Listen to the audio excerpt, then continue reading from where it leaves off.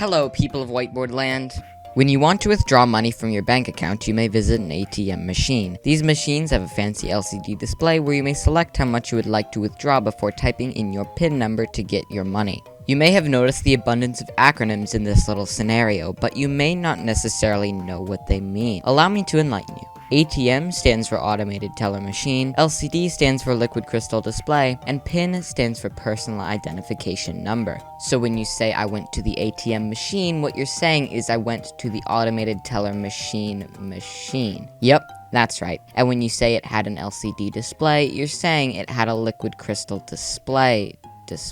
And when you say I typed in my PIN number, you're saying that you typed in your Personal Identification Number. The correct thing to say would be I went to the ATM with an LCD where I typed in my PIN. Using these terms incorrectly can be jokingly referred to as RAS syndrome, or Redundant Acronyms Syndrome, and it even has an entire Wikipedia article dedicated to it. The ironic thing is that the term RAS syndrome itself is one of these terms, which I like to call redundant acronyms.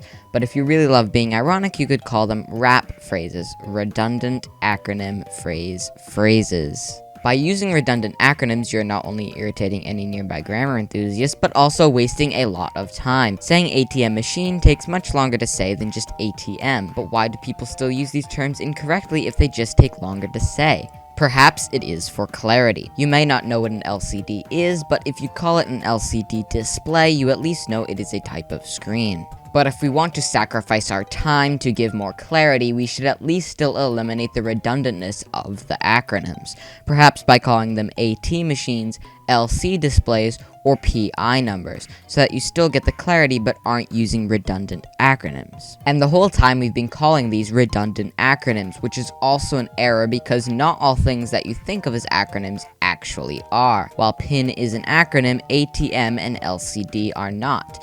They both stand for something, but only things you pronounce, like PIN, are acronyms.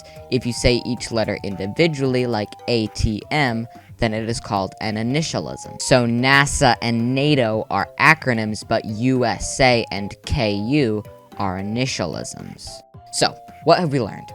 Phrases that stand for something are called acronyms when you pronounce them, or initialisms when you say them letter by letter. These phrases are made redundant presumably to give clarity, but I think we should either lose the redundant word on the end to save time, or remove a letter to make the word no longer redundant but keep the clarity.